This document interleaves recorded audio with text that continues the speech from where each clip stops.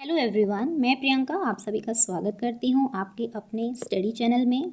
आज हम यहाँ पर बात करेंगे एक न्यू टॉपिक के बारे में जिससे कि काफ़ी क्वेश्चंस एग्जाम में बनते हैं और काफ़ी इजी टॉपिक है ये, that is the acid rain.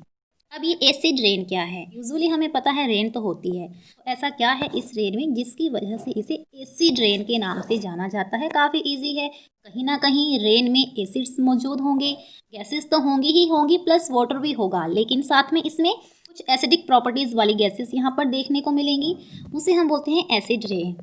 अब इसका क्या कारण हो सकता है? हमें पता है कि जो काफ़ी बड़ी फैक्ट्रीज होती हैं या फिर इंडस्ट्रीज होती हैं, उनमें काफ़ी ज़्यादा स्मोक प्लस गैसेस जो हैं वो रिलीज होती हैं, और यही जो गैसेस होती हैं इन्हीं की वजह से एसिड रेन प्रोड्यूस होती है। कैसे? जैसे देखिए, ये हमारी मान लीजिए कोई भी फैक्ट्री है या फिर कोई भी इंडस्ट्री है, इससे काफ़ी ज़्यादा अमाउंट में यहाँ पर स्मोक निकलती है, या हम बोल सकते हैं कोई भी जो हार्मफुल गैसेस हैं, पोल्यूटेंट यहाँ पर रिलीज होते हैं। और जब ये गैसेस निकलती हैं, जैसे कि बात करें नाइट्रोजन ऑक्साइड की प्लस सल्फर डाइऑक्साइड की, अब ये जो मेनली दो गैसेस हैं नाइट्रोजन ऑक्साइड और सल्फर डाइऑक्साइड, जब ये बाहर एनवायरनमेंट में आती हैं और वाटर के साथ मिक्स होती हैं, इसके साथ बाकी की जो गैसेस हैं उनके साथ मिलकर ये एसिड रेन को फॉर्म करते हैं। कैसे? ये जो गैसेस हैं ये इवेपोरेट या हम बोल सकते हैं कि किसी भी प्लांट से बाष्पोत्सर्जन हुआ, फिर यही जो गैसेस हैं एटमॉस्फेयर में आ गई, इसके बाद यहाँ पर कंडेंसेशन प्लस इसमें फिर प्रेसिपिटेशन के कारण बाद में ये रेन होती है, जिसे हम एसिड रेन का नाम देते हैं, जो कि काफ़ी हार्मफुल होती है हमारी वेजिटेशन के लिए, हमारी क्रॉपलैंड के लिए, या फिर किसी भी तरह का कोई सिस्टम है, एक्वेटिक सिस्टम है चाहे टेरेस्ट्रियल सिस्टम है, ये काफ़ी हार्मफुल देखने को मिलती है। जैसे हम यहाँ पर देख सकते हैं, acid rain is a result of air pollution. ये ज़्यादा कुछ नहीं है, जो हमारी एयर में पोल्यूशन है उसी को हम एसिड रेन के नाम से जानते हैं। When any type of fuel is burned, loads of different chemicals are produced. जब भी किसी भी तरह का फ्यूल को जलाया जाता है तो काफ़ी ज़्यादा डिफरेंट फॉर्म के केमिकल्स देखने को मिलते हैं। The smoke that comes from a fire or the fumes that come out of a car exhaust don't just contain the sooty gray particles that you can see, they also contains lots of invisible gases. They can be even more harmful to our environment. तो हमने ये देखा कि air pollution किसके कारण होगा? जो भी कोई फ्यूल हम जलाते हैं उसमें काफ़ी ज़्यादा अमाउंट में केमिकल्स मिलते हैं, प्लस ये जो स्मोक निकलती है इससे, फायर या फिर फ्यूम से, ये ना केवल डस्टी ही होती है बल्कि इसमें काफ़ी ज़्यादा इनविजिबल गैसेस देखने को मिलती हैं जो कि हमारे एनवायरनमेंट को हार्म पहुंचाती हैं। Power stations, factories and cars are all one fuels and therefore they all produce pollution gases. अब हमने ये तो देख लिया कि हार्मफुल गैसेस होती हैं, लेकिन ये कहाँ से आती हैं? पावर स्टेशंस हो गए, फैक्ट्रीज हो गई, cars all one fuels and therefore they all produce polluting gases. Some of these gases, especially nitrogen oxide and sulfur dioxide, mainly जो रिस्पॉन्सिबल गैसेस होती हैं जिनकी वजह से एयर में पोल्यूशन होता है, वो कौन सी हैं? वो हो गई हमारी, एक हो गई नाइट्रोजन ऑक्साइड, दूसरी हो गई सल्फर डाइऑक्साइड। अब ये भी एक एसिड है। कैसे एसिड है? क्योंकि सल्फर डाइऑक्साइड जब इसमें कन्वर्ट होगा तो ये सल्फ्यूरिक एसिड में कन्वर्ट हो जाएगा। और अगर बात करें हम नाइट्रोजन ऑक्साइड की, जब ये नाइट्रोजन ऑक्साइड कन्वर्ट होता है तो ये नाइट्रिक एसिड में कन्वर्ट होकर एसिड में कन्वर्ट हो जाएगा। और अगर इनकी गैसेस के बारे में पूछा जाए तो सल्फर डाइऑक्साइड में सल्फर होगी और में नाइट्रोजन ऑक्साइड्स देखने को मिलेंगी। React with the tiny droplets of water in clouds to form sulphuric acid and nitric acid. वही बात बताई जो कि मोस्टली जो हार्मफुल गैसेस हैं, एक तो हो गई सल्फर डाइऑक्साइड, दूसरी हो गई नाइट्रोजन ऑक्साइड।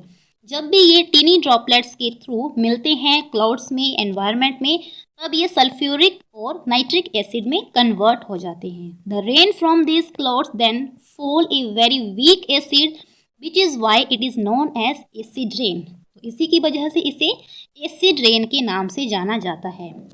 इसमें ज़्यादा कुछ नहीं है, एग्जाम में यही क्वेश्चंस पूछे जाते हैं कि एसिड रेन में मोस्ट रिस्पॉन्सिबल गैस कौन सी होती है? एक तो हो गई सल्फर डाइऑक्साइड, दूसरी हो गई nitrogen oxide.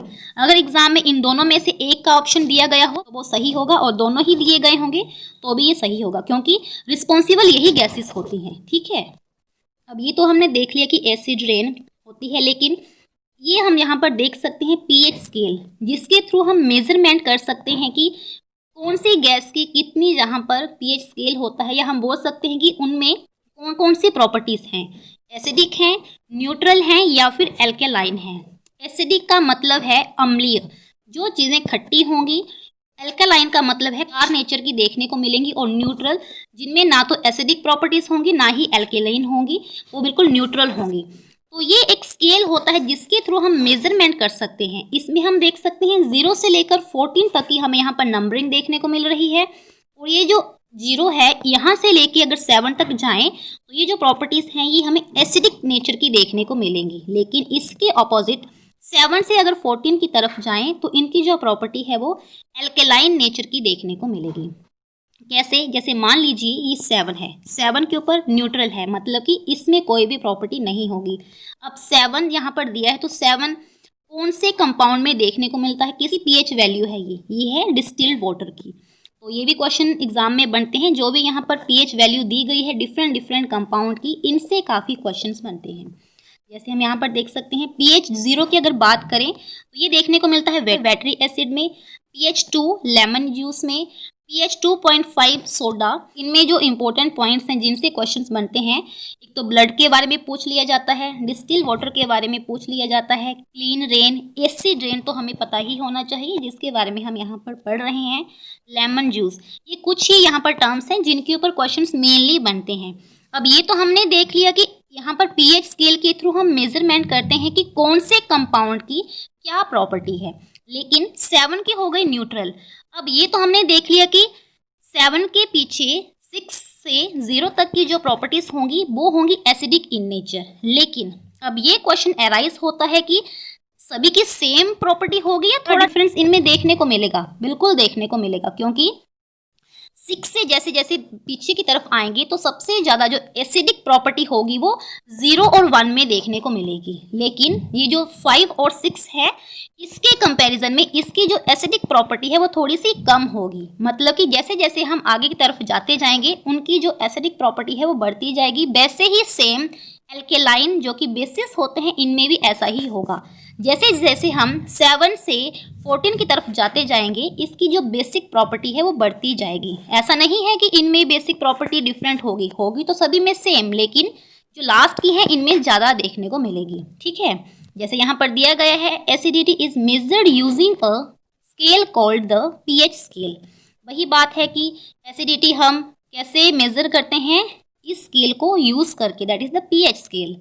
This scale goes from 0 to 14. 0 is the most acidic and 14 is the most alkaline, opposite of acidic.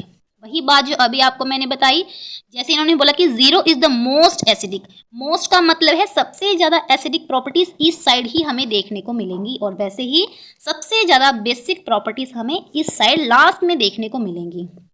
आगे देख सकते हैं, something with a pH value of 7 we call neutral is neither acidic और nor alkaline. तो इस तरह से जो 7 के ऊपर वैल्यू आती है किसी भी कंपाउंड की, उसमें कोई भी प्रॉपर्टी नहीं होगी, मतलब कि वो न्यूट्रल होंगे। ठीक है, तो इनसे क्वेश्चंस बनते हैं। अब ये तो हमने देख लिया कि एसिड रेन क्या है, ये किसकी वजह से होगी, जब भी जो हमारी गैसेस हैं ये पानी के साथ मिक्स होकर एनवायरनमेंट में मिक्स होती हैं, और जब ये नीचे धरती के ऊपर आती हैं तो ये एक एसिड का रूप ले लेती हैं, जो कि सल्फर डाइऑक्साइड और नाइट्रोजन ऑक्साइड के थ्रू होता है।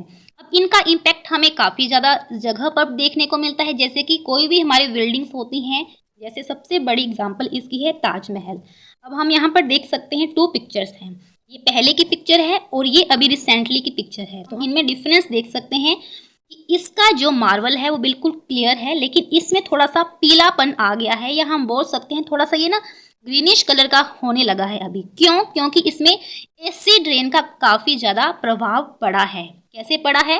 अब ये जो सल्फर डाइऑक्साइड और नाइट्रोजन ऑक्साइड हैं, जब ये पानी और गैसेस के साथ मिक्स होकर एनवायरनमेंट में आई, तब इन्होंने एसिड का रूप ले लिया। एक तो हो गया सल्फ्यूरिक एसिड और दूसरा हो गया नाइट्रिक एसिड, और इसी की वजह से इसके कलर में चेंज आ रहा है। तो ये भी किसका इफेक्ट हुआ? ये भी इसका इफेक्ट हुआ एसिड रेन का।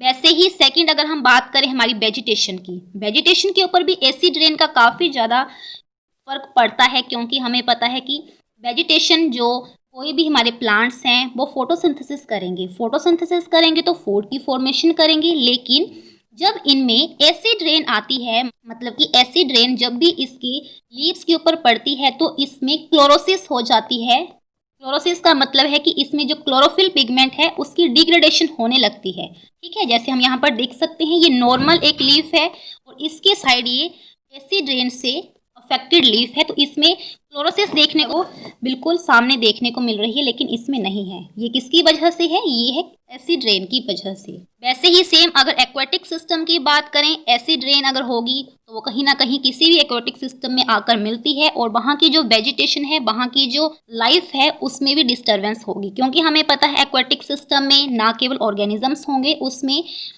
प्लांट लाइफ भी देखने को मिलती है, तो दोनों ही हार्म होते हैं। फाइटोप्लैंक्टन्स हो गए, जू प्लैंक्टन्स, इन सभी के ऊपर एसिड रेन का काफ़ी ज़्यादा फर्क पड़ता है। तो एसिड रेन क्या है, एक समअप इसका ले लेते हैं। ये एक पॉल्यूशन है, एयर पॉल्यूशन। किसकी वजह से होगा? गैसेस की वजह से होगा। कौन कौन सी गैसेस होगी?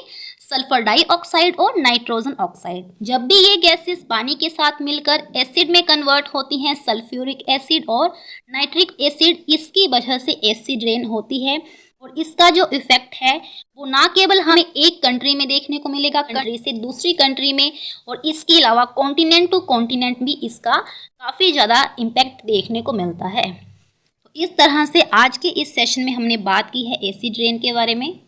इस टॉपिक से भी काफ़ी ज़्यादा क्वेश्चंस एग्जाम में बनते हैं, जो कि हम नेक्स्ट आने वाली वीडियो में देखेंगे। ये काफ़ी इंपॉर्टेंट और काफ़ी इजी टॉपिक था।